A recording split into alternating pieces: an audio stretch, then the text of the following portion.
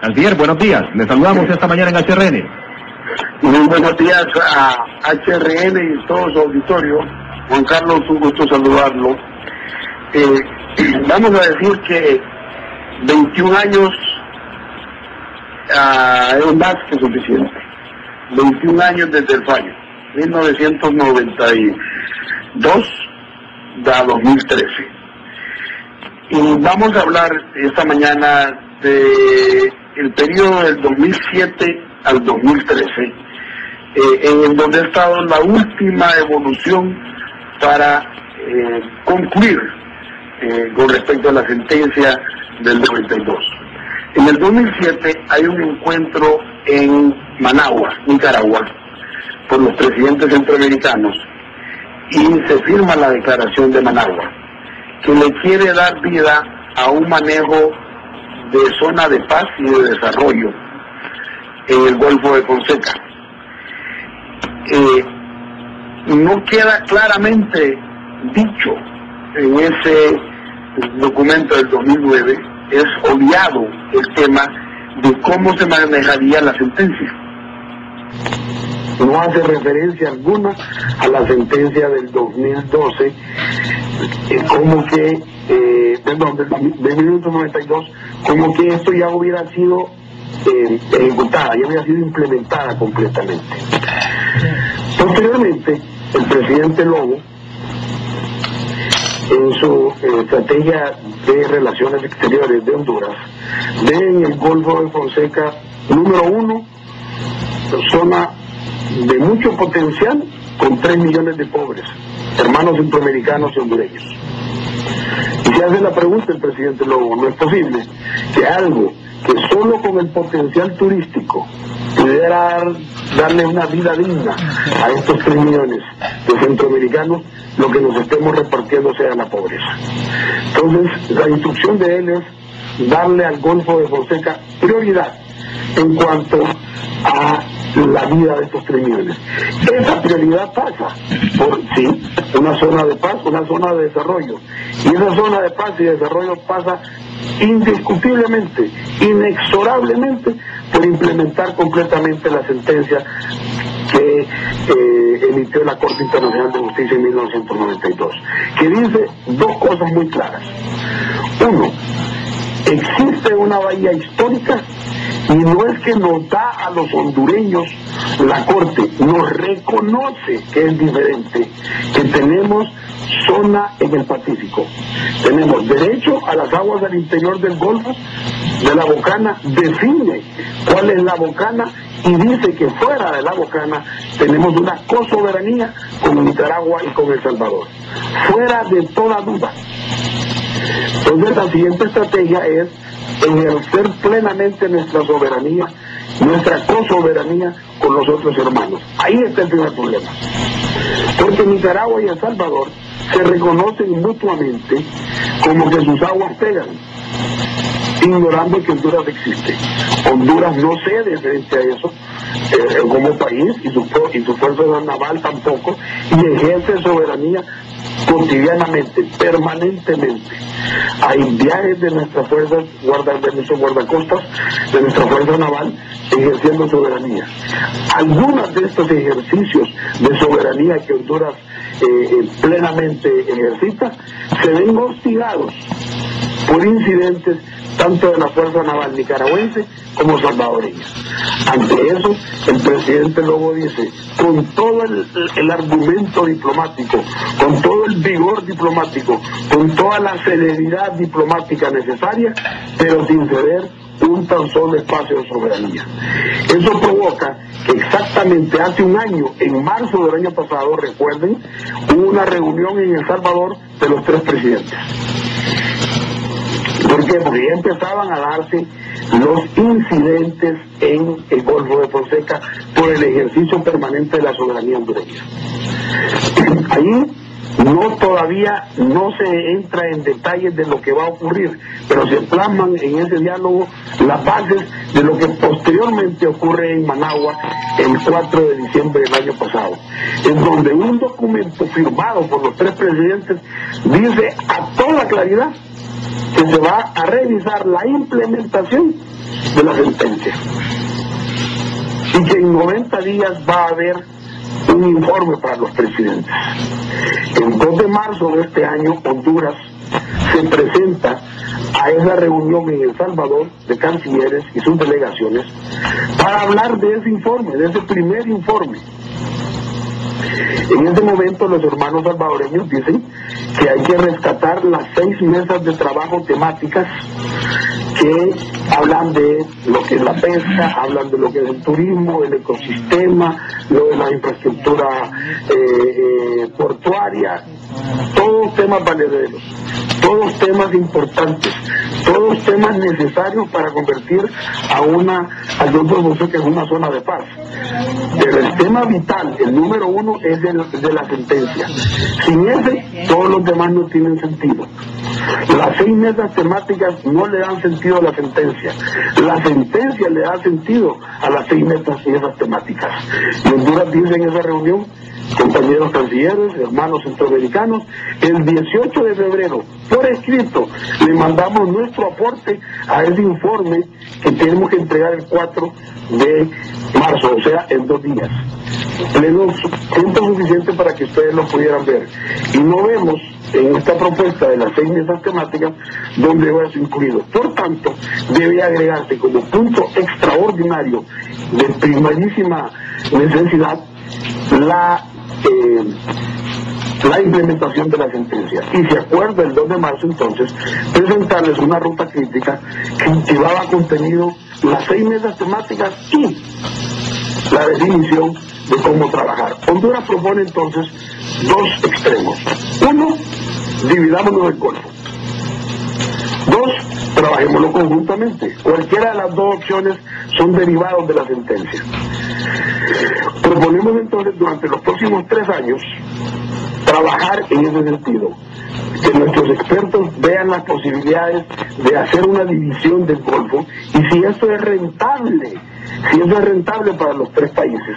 O 2, trabajarlo mancomunadamente en un ejercicio de cosoberanía y si en 3 años vemos que eso resulta, se crea una autoridad trinacional, como las hay en otros ejemplos del mundo. El Danubio en Europa es un ejemplo de multinacionalidad de la autoridad. Y en 3 años definir exactamente qué queremos. Señores, no pudimos trabajar en forma mancomunada, tenemos que trabajar en forma dividida. Esta es la división. Señores, sí pudimos trabajar en forma mancomunada, las comunidades se interrelacionaron, las alcaldías trabajaron entre sí, la sociedad civil trabajó entre sí, mantengamos la autoridad trinacional y lo plasmamos. Cualquiera de los 2 extremos son valederos. Lo que no es valedero bajo ninguna circunstancia es no hablar de eso. Recientemente entonces el presidente, cuando se da cuenta el presidente Lobo de que en la reunión del 2 de marzo Honduras fue el único que aportó la parte alícuota que le correspondía del informe y que los otros 2 países no habían presentado ninguna colaboración, es evidente que ese tema es el que a menos velocidad ellos le aplican, si es que le aplican alguna.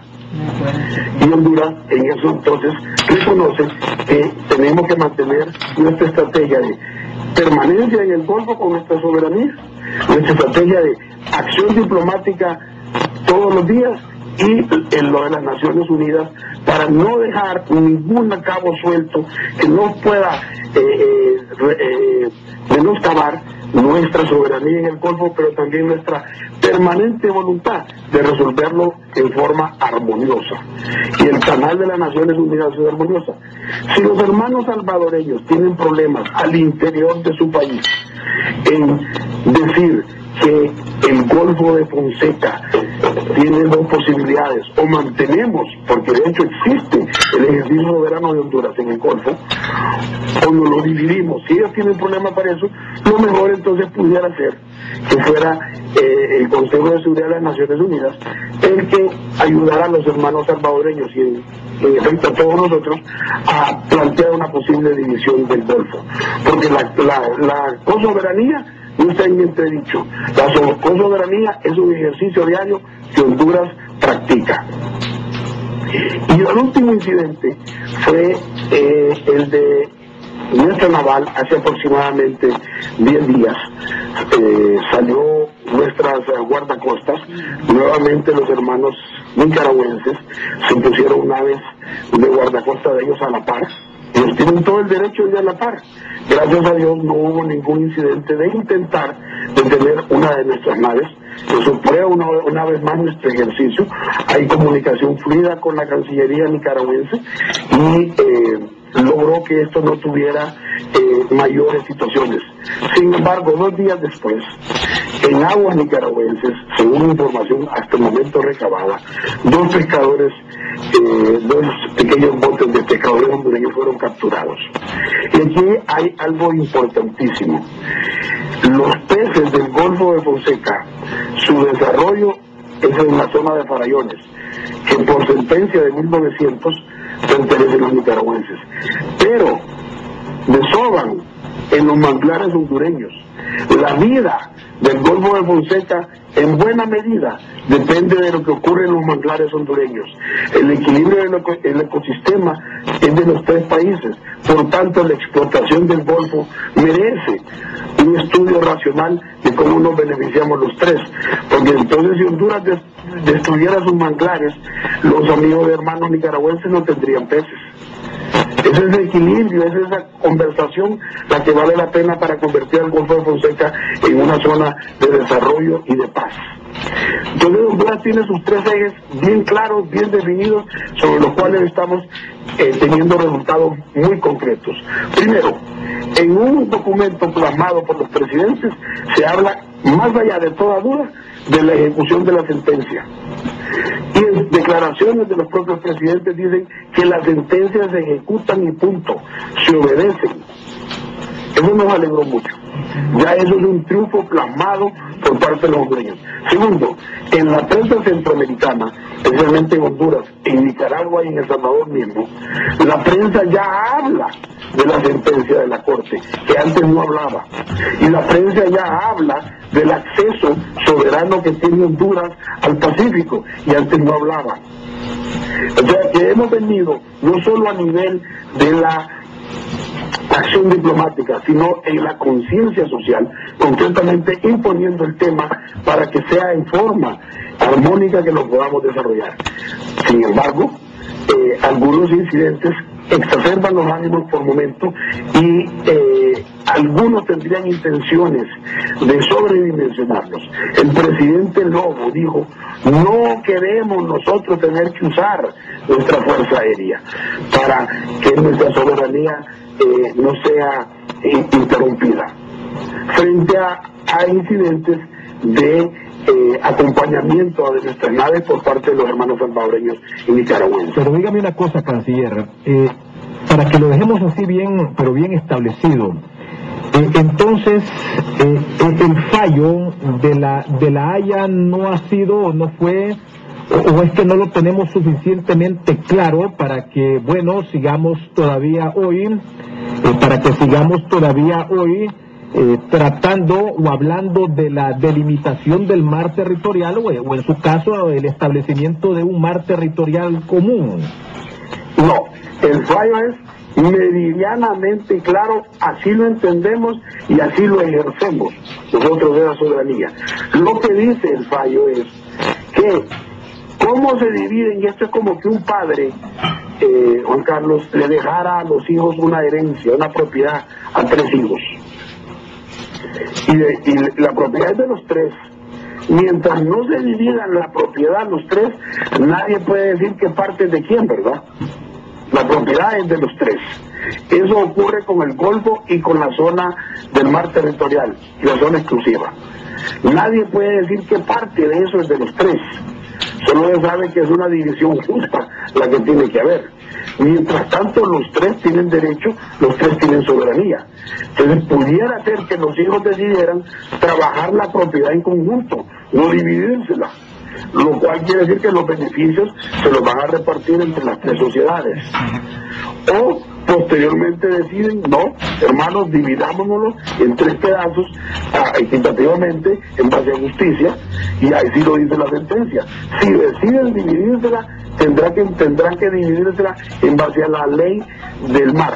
el derecho del mar. Es una ley internacional de la cual los 3 países somos signatarios. Si nos la vamos a dividir, esa sería la proporción. Pero si no nos la vamos a dividir, entonces tenemos que trabajarla en conjunto. Esa es una realidad que hoy está ocurriendo. La cosoberanía, la coexistencia de los 3 sobre el Golfo. Entonces la Corte dice, si se la van a dividir, es en base a la ley del derecho del mar. Eso no ha ocurrido. Honduras propone que durante 3 años tengamos un adelanto de lo que podría ser una autoridad trinacional y explotemos en paz el Golfo. Solo el desarrollo portuario de la zona del Golfo, mancomunadamente, daría miles de millones de dólares en beneficio. El turismo, el ferry, la zona, el equilibrio ecológico, la zona turística, todas esas valen la pena, pero preservando el fundamento a ley que es la sentencia. Sí. Y bueno, mire usted cuánto tiempo ha pasado y entonces, bueno, nos preguntamos, ¿por qué nos cuesta ponernos de acuerdo? ¿Por qué para efectos de establecer mecanismos o de autoridad trinacional para que rija las zonas de cosoberanía dentro y fuera del Golfo? ¿Por qué es que nos ha costado tanto tiempo? ¿Por qué es que nos cuesta tanto ponernos de acuerdo sobre esto, canciller? Yo le voy a decir a usted lo siguiente. El avance, recuerde que la parte medular de la sentencia era entre Honduras y El Salvador, la parte territorial. Y no fue hasta en el 2007 que se concluyó la parte territorial. Hasta en esa época, y todavía nos falta algunos que otros detallitos de la parte terrestre. Y no se le había prestado la atención a la parte del Golfo. Pero el triunfo en los últimos 15 meses en cuanto al Golfo es incontrastable. Repito, en documentos intercambiados a nivel de Cancillería y en documentos suscritos por los presidentes de la República, ya se plasma y se dice la implementación inobjetable del fallo de la Corte Internacional de Justicia. Ese es un triunfo enorme. Es un triunfo enorme para la justicia en el Golfo. Y que a nivel de la prensa, tanto nicaragüense, salvadoreña como hondureña, se hable del Golfo y de la plataforma continental, del mar territorial, de la zona exclusiva, es un segundo triunfo enorme.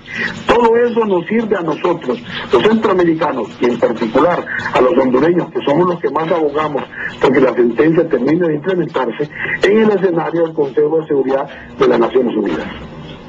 Perfecto. Bueno, finalmente, canciller, ¿se reprogramó o se canceló o no se pudo llevar a cabo el encuentro? ¿Sabe usted acerca de la intención de El Salvador y de Nicaragua de finalmente encontrarse los presidentes para revisar ese estado de cumplimiento de la ejecución de la sentencia? Eso está en los siguientes elementos. Honduras. La primera reunión fue en marzo del año pasado en El Salvador. La segunda reunión fue en diciembre del año pasado en Managua, Nicaragua. La tercera reunión corresponde a Honduras. En la reunión, como decía el mandato, que en 90 días se entregaría el primer informe a los presidentes por la Comisión Internacional, no hay duda que es en la siguiente reunión de presidentes. Nosotros teníamos que haberse los remitido a los presidentes el 4 de marzo de este año. Por eso la reunión el sábado 2 de marzo en El Salvador, para tener el informe y mandarlo. Honduras propuso que la reunión fuera en Amapala el 19 de este mes, el 19 de marzo, el Día del Padre. No se pudo concretar por motivos de agenda la reunión, ni por el lugar, ni en la fecha prevista. Pero segundo, lo más importante, los hermanos salvadoreños, a través de una carta que el excelentísimo señor presidente Funes le envió al presidente Lobo, en donde dice que es importante para ellos retomar lo de las 6 mesas temáticas y no menciona nada más. El presidente le contesta la misiva a su homólogo salvadoreño diciéndole que le entusiasma y lo llena de optimismo saber que quieren tratar los 6 temas. Sin embargo, le dice, pero lo más importante es tratar lo de la sentencia tal y como lo firmamos el 4 de diciembre. En igual intercambio de notas con mi compañero canciller Hugo Martínez, en donde me mencionan las 6 mesas, yo le contesto, sí, las 6 mesas sí, pero simultáneamente y con el mismo grado de importancia lo de la sentencia de la Corte. Entonces, programar una reunión de presidentes sin tener la agenda clara, que el tema número 1 es lo de la sentencia, no tiene sentido. De ahí la frase del presidente que parece que no quiere recorrer esta última fase del camino. Entonces, la última fase del camino solo se recorre bajo un único norte, la sentencia de la Corte Internacional de Justicia. A esta vamos a llegar indiscutiblemente, lo digo con mucho optimismo, con mucha certeza, vamos a llegar, sin duda alguna, apoyados por el diálogo, pero fundamentalmente se tiene el camino del Consejo de Seguridad de las Naciones Unidas, que es ese que tenemos todos los elementos para saber que nos va a ayudar a los 3 países a concluir en esta materia. Perfecto, muchas gracias. Esta mañana en Diario Matutino, la comparecencia del señor Canciller de la República, don Arturo Corrales Álvarez. Por cierto que el obispo auxiliar de San Salvador, Gregorio Rosa Chávez, al referirse también a este asunto sobre lo que ocurre en el Golfo de Fonseca, ha dicho que la tensión que nuevamente se ha suscitado entre El Salvador, Honduras y Nicaragua, que comparten el Golfo de Fonseca, podría ser provocada como distracción, como sucedió con la guerra de 1969 entre Honduras y El Salvador. ¿Qué habrá querido decir el señor obispo auxiliar de El Salvador? La tensión en el Golfo de Fonseca me recuerda a la guerra del 69, que se llamó Guerra del Fútbol o Guerra de las 100 horas, que fue una guerra provocada artificialmente para distraer a los 2 pueblos, dijo Rosa Chávez en la conferencia dominical celebrada en la Catedral Metropolitana. Muchos consideran que eso mismo está pasando en el Golfo de Fonseca, que es una tensión provocada como distracción, y si esto fuera verdad, sería muy triste, porque ya es tiempo que no juguemos con los pueblos y no juguemos con la vida de la gente. Al mismo tiempo enfatizó que espera que las gestiones para solucionar los problemas en los 3 países lleguen a un feliz término. No podría ser de otra manera. Imagínense ustedes estos países tan pobres, ¿verdad? Miserables. Y están en estas cosas, ¿verdad? Imagínense ustedes.